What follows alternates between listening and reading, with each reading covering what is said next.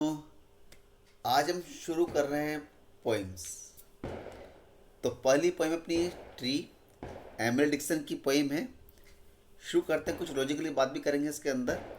लगभग सबने ये पोइम पढ़ ली होगी शायद। Emily Dickinson is regarded as one of America's quintessential poet of the 19th century.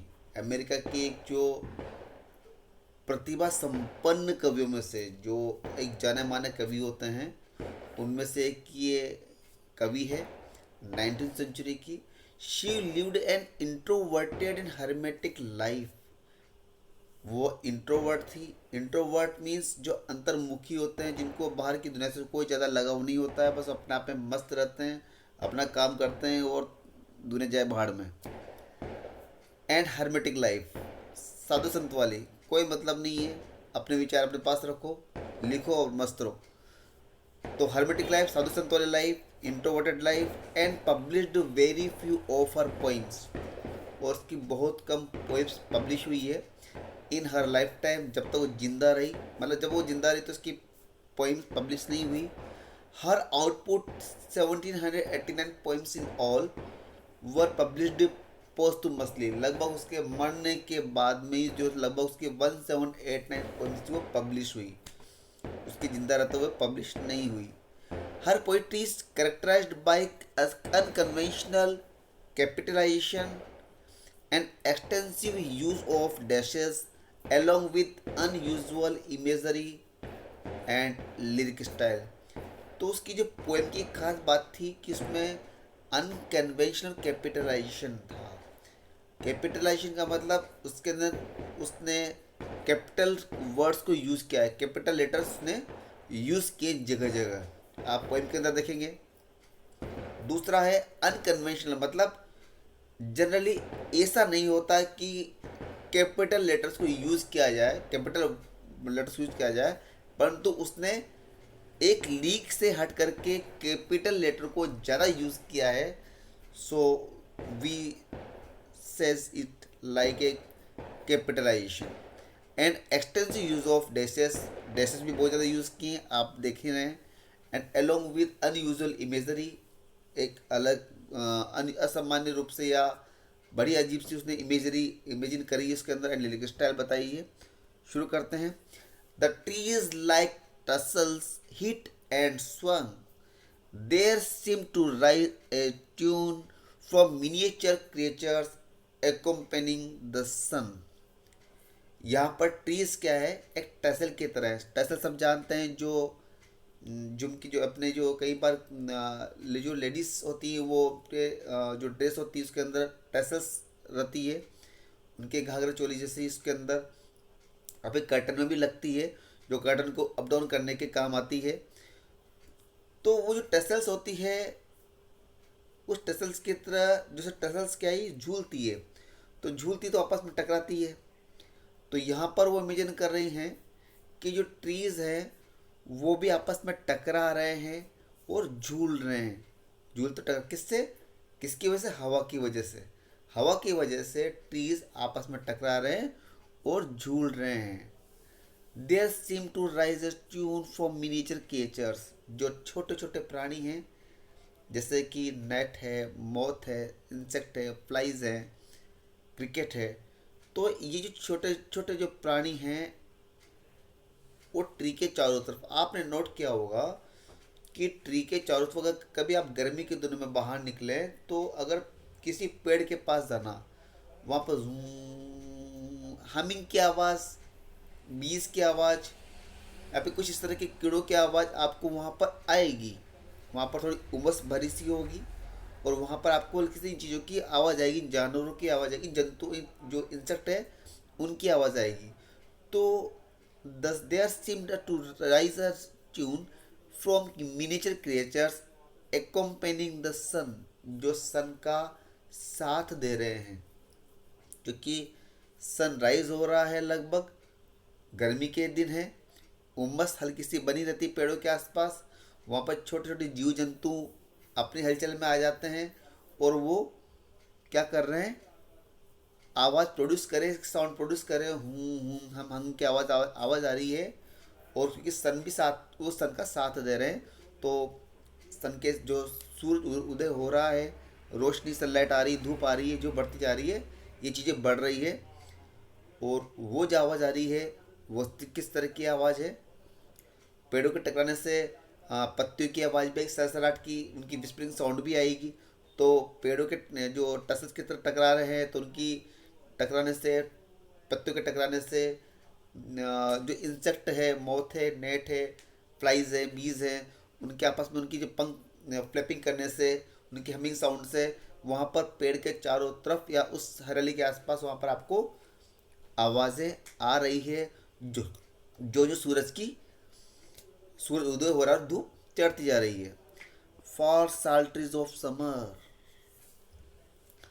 साल्ट्रीज जो तो एक मेडाइवल जो मध्य युगीन जो एक इंस्ट्रूमेंट है, स्ट्रिंग इंस्ट्रूमेंट है, जो आपकी फिंगर से ही खींच करके उसको बजाया जाता है। डलसीमर भी लगभग उसी तरह का होता है, बस डलसीमर में आपके पास में स्टिक होती है, स्टिक को आप बीट करते हैं स्टिक से और वो अपनी धुन छोड़ते हैं। और साल्ट्री क्या होता है, लगभग आप स्ट्रिंग को खेलते हैं, आप उसको उंगली से उसको स्ट्रिप करते हैं। तो फार साल्ट्रीज ऑफ समर। और लेकिन यहाँ पर साल्ट्रीज मीन्स एक और है कि जो धार्मिक गीत होते हैं, जो भगवान की प्रशंसा में गाए जाते हैं लगभग, तो उनके लिए आया ये the far psalteries of summer enamouring the year. वो जो आवाज़ आ रही है, इंसेक्ट से जो आवाज़ आ रही है, जो पेड़ों के टकराने से उनके पत्तियों से आवाज़ आ रही है, वो आवाज़ क्या है? समर के साल्ट्रीज की याद दिला रही है, समर के साल्ट्रीज की तरह है। अब साल्ट्रीज की तरह है, समर के साल्ट्रीज की याद दिला रही है। वो जो वाद्य यंत्र बनता है उसकी आवाज़ इतनी मधुर होती है कि बस आदमी सुनता ही जाए, सुनता ही जाए, सुनता ही जाए। उसकी इच्छा उसको प्ले करने की रहेगी, बार बार उसको सुनने की इच्छा रहेगी। इनमरिंग द ईयर, जो कानों को बहुत अच्छी लगती है। दे नेवर येट डिससेटिस्फाई, क्योंकि जो चीज़ वांटिंग मोर में चली जाएगी, जिस चीज़ को बार बार अपना मन चाहेगा, इसका मतलब आप सेटिस्फाई नहीं हो पा रहे हैं। तो दे नेवर येट डिससेटिस्फाई, वो चीज़ सेटिस्फाई नहीं करती है। रिमोट टेस्ट वेन, यहाँ पर पढ़ने का तरीका ये रहेगा, remote test when most fair. Remote test और वेन को आपको लगभग ब्लैंक डैश आ रहा है बीच में, लेकिन आपको जोर देकर पढ़ना पड़ेगा दोनों वर्ड को।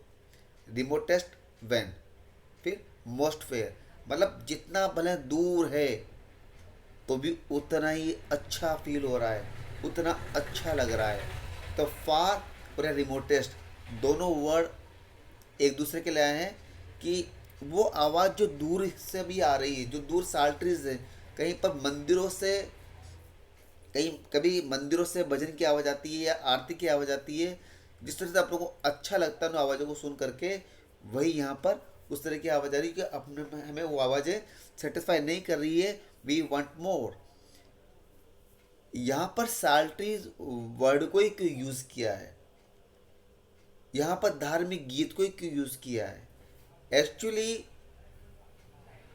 कॉन्सेप्ट ये बनता है कि धार्मिक गीत या religious song, hymn to God, आप भगवान की प्रशंसा में गाते हैं। जितने भजन होते हैं वो भगवान की प्रशंसा में होते हैं। और यहाँ पर जिन्होंने इस पोएम को पढ़ लिया होगा, वही चीज़ नोट करें कि यहाँ पर सूरज की प्रशंसा की गई है। सूरज को एक मोनार्क बताया है, एक सुप्रीम पावर बताया है। इसीलिए यहाँ पर साल्ट्री वर्ड इस चीज़ के लिए आया है कि जो आवाज़ें आ रही है, वो आवाज़ें सन का स्वागत कर रही है। एक तरह से सन जो जो राइज हो रहा है, वो सन का स्वागत कर रही है। सन क्या है? उनको जीवन देने वाला है। पढ़ते हैं, क्लियर हो जाएगा। The sun shone whole at intervals. Sun क्या है? इंटरवल्स में, मतलब थोड़ी थोड़ी देर में वो पूरा चमकता है। देन हाफ, देन अटर हीट, वो कभी आधा हो जाता है। एंड अटर का मतलब पूरी तरह से, कंप्लीटली हिड, छिप जाता है, छिप जाता है, पूरा दिखता है, हाफ दिखता है, छिप जाता है, तो इसका मतलब वो खुद ही हो रहा है।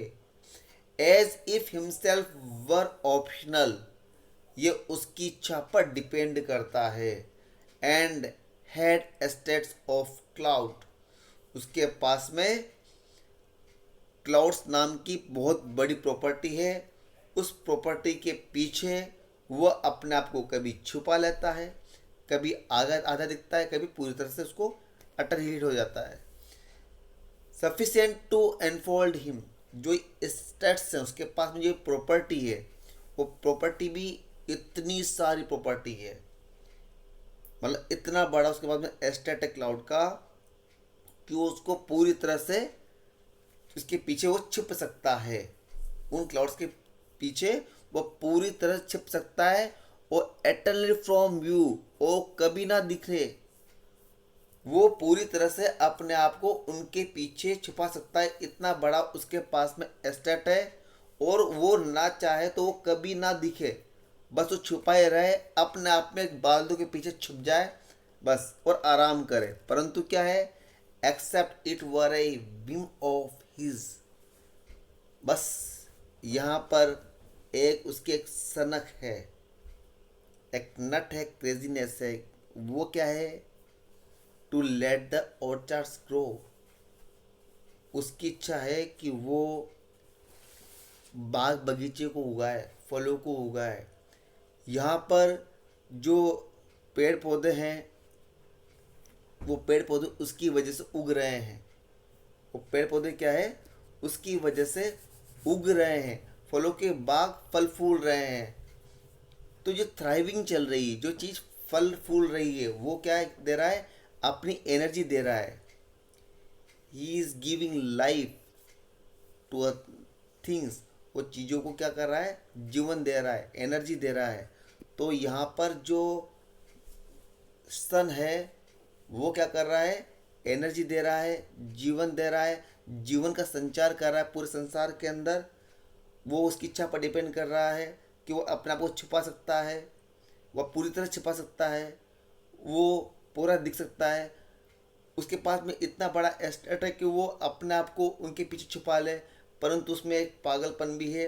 अभी ये बोले कि उसकी इच्छा है, वो चाहता है कि कि वो चीज़ें फले फूले, बाग बगीचे फले फूले। तो ये उसकी सनक पर डिपेंड करता है और वो अपने आप को बाहर निकालता है और चीज़ों में जीवन का संचार कर रहा है। तो इसलिए मैंने बोला कि यहाँ पर जो साल्ट्री वर्ड है इसीलिए आया है कि वो जो मोनार्क है, किंग की तरह, एक सुप्रीम गॉड की तरह है जो जीवन दे रहा है। इसलिए यहाँ पर साल्ट्री वर्ड को यूज किया है। A bird sat careless on the fence, एक बर्ड है जो बाड़े पर केयरलेसली बैठी हुई है, क्योंकि सुबह की जो धूप निकल रही है, थोड़ी गर्माहट आ रही है, तो वो केयरलेस होकर बैठी है। वन गॉसिप्ड इन द लेन, कोई के बर्ड है जो वो लेन में अपना काम वो गॉसिप कर रही है। On silver matter charmed snake, और सिल्वर मेटर्स ने स्नेक को चार्म किया है, उसको आकर्षित किया है। सिल्वर मेटर्स यहाँ पर आप नोट करना, सूरज की जो रोशनी होती है, धूप होती है, गर्मी के दिनों में बहुत तेज जिस तरह से चमकती है, वैसा लग रहा है जैसे वो चांदी बरस रही हो। वो चांदी की फील, बहुत वाइटनेस दिखाई देगी आपको, चीज़ें बहुत चमकती हुई दिखाई देगी आपको। तो on silver matters charmed snake, जो स्नेक है वो चार्म हुआ है, उसकी तरफ आकर्षित हुआ है। Just winding round a stone, और वो एक पत्थर के चारों तरफ लिपट गया है। यहाँ पर एक्चुअल में स्नेक जो है ये सभी प्राणियों के लिए आया है। स्नेक जो है सभी प्राणियों के लिए आया है, जितने भी जीव जंतु उनके लिए आया है, कि उसकी वजह से जीवन का संचार हो रहा है। ब्राइट फ्लावर्स स्लिट अ कैलिक्स, उस सन की वजह से क्या हो रहा है, जो ब्राइट फ्लावर्स हैं, जो चमकते, जो अच्छे कलरफुल जो फ्लावर्स हैं, स्लिट कैलिक्स, वो क्या हो रहे हैं, वो कैलिक्स से फट रहे हैं। वो कैलिक्स मीन्स आप यह समझ लें कि बड, एक कली है जो अपनी जो उसकी पिटल्स होती हैं वो सब वो ग्रीन पिटल्स जो नीचे की तरफ होती है, जैसे आपने रोज़ की बड देखी होगी, तो वो पूरा उसको पैक रखती है, नीचे जो ग्रीन ग्रीन लीव्स होती है वो उससे जो पूरा बनता है उसको कैलिक्स बोलते हैं। तो वो जो है वो फटता है और फ्लावर बाहर निकलता है। एंड सोड अपॉन स्टेम, और ऐसे बाहर निकलता है। सोड मीन्स कोई चीज़ ऊपर जो जाती है, जो चीज़ ऊपर जाती है, जेट प्लेन वो सीधे ऊपर, फाइटर प्लेन जो सीधे वो ऊपर जा रहे हैं, तो दैट इज सोड अपॉन सोड। ऐसे सोड हो रहे हैं, ऐसे ये तो खुलता है। आप कभी इस तरह की इमेजिन करना है, फिर आप इस तरह की कोई भी बहुत स्लो मोशन में देखना है, जब फ्लावर जब खिलता है तो ऐसे ऊपर न्यू खिलता है एकदम से, ऐसे करके। तो सोड अपॉन, तो एंड सोड अपॉन स्टेम, और स्टेम पर वो ऐसे उसके एक्सेल पर लग जाता है। Like hindered flags. अब यहाँ पर उन्होंने उसी चीज़ को एक और बोला है कि उन्होंने उसको फ्लैग की वो दी है, सिमिली दी है कि फ्लैग जैसे जो बंद रहता है, फोल्डिंग, जो फ्लैग जो है फोल्ड है, अभी वो होस्ट नहीं हुआ है, उसको अनफोल्ड नहीं हुआ है, तो हिंडर फ्लैग की तरह है। स्वीट हो स्टैंड, और जो खुलता है, और जो एकदम खुलता है बिखरता है, तो फ्लैग जिससे लहराता है, वैसे ही आपके जो फ्लावर हैं वो भी लहरा रहे हैं। विद स्पाइसेस इन द हैम, और वहाँ पर क्या हो रहा है, उसकी खुशबू, स्पाइसेस। यहाँ पर जो स्पाइसेस हैं उस खुशबू के लिए, मसाले वाली खुशबू से मतलब नहीं है। यहाँ पर क्या है, उस खुशबू से है जो एकदम फ्लावर के खिलने से बनती है, जो एकदम से फ्लावर्स के खिलने से जो फ्रेग्रेंस जो बाहर आई है। In the ham, him him him ham means जो बाउंड्री बनती है, जब कोई चीज़ की बाउंड्री बनती है तो उस बाउंड्री को बोलते हैं। तो यहाँ पर कह रहे हैं कि बाउंड्री पर पूरी जगह वहाँ पर क्या हो गई है, उस फ्लावर को खिलने से खुशबू छा गई है, फैल गई है। It was more, I can't mention, और यहाँ पर तो बहुत कुछ है, वो कर रही यहाँ पर तो बहुत कुछ है। इट वॉज मोर, जिसको मैं मेंशन नहीं कर सकती है, जिसकी मैं मेंशन करने के लिए मैं एबल नहीं हूँ। यहाँ पर तो बहुत कुछ है, अगर आप खुद देखेंगे। How mean to those that see, परंतु उन लोगों के लिए कितना मीन हो गया है, कितना तुच्छ हो गया है जो वैन डाइक की डेलिनेशन देख रहे हैं। वैन डाइक कौन था? He was the Van Dyck England का एक जाना माना एक नेचर का आर्टिस्ट था, जो जनरली नेचर की पेंटिंग बनाया करता था। और उसकी पेंटिंग एक इतनी खूबसूरत पेंटिंग हुआ करती थी कि जैसा लगता था नेचर खुद झांक रही है। परंतु वो खुद कर रही है कि वो नेचर जो जो वैन डाइक जो डेलिनेट कर रहा है, जिनका जो डिपिक्ट कर रहा है, वो जो दिखा रहा है पेंटिंग के अंदर, वो भी इतनी अच्छी नहीं है जितनी कि उस नेचर को, वो समंदर को जो वो खुद वहाँ पर फील कर रही है। तो वैन डाइक की जो डेलिनेशन है, उसकी वैन डाइक की जो पेंटिंग है, वो भी तुच्छ है इस चीज़ के आगे जो मैं देख रही हूँ, या हम जो समर डे में देखें, ऑफ नेचर समर डे, जो समर डे में हम इन चीज़ों को देखें, ये जो पेंटिंग हमारे हम देखेंगे, वो वैन डाइक की पेंटिंग तो उनके आगे तुच्छ है। यहाँ पर एक खास बात यह है कि एमिल डिक्सन ने सन की प्रशंसा की है, जो कि हिम टू गॉड या हिम टू सन, इसलिए यहाँ पर उसकी वजह से जो क्रीचर्स की आवाज़ निकल रही है, यहाँ पर साल्ट्री वर्ड यूज़ किया है, आप इस बात को ध्यान रखिएगा। दूसरा एक ये कि इसके अंदर सन की प्रशंसा की है। समर का जो नेचर है, जो उसकी खूबसूरती है, जो ब्यूटी ऑफ नेचर है, उसको दिखाया है। परंतु इस पोएम का नाम ट्री है। इस पोएम का नाम न तो सन को लेकर है, इस पोएम का नाम न ब्यूटी ऑफ नेचर को लेकर है, न इस पोएम का नाम समर डे को लेकर के। इस पोएम का नाम ट्री से स्टार्ट हुआ है। क्यों? क्योंकि एमिल डिक्सन की जितने भी पोएम हुई है, उसके अंदर उसने उनका टाइटल नहीं दिया है, उनको उसने टाइटल नहीं दिया था। इसके टाइटल तो पोस्टमसली दिए गए जब इनको पब्लिश किया गया, और उनको टाइटल को उनकी जो फर्स्ट लाइन थी, उस फर्स्ट लाइन से इनको जाना जाता है। तो आप थोड़ा इस बात को ध्यान रखिएगा, और लाइक कमेंट शेयर करें अगर आपको वीडियो अच्छी लगी हो। Past, thank you.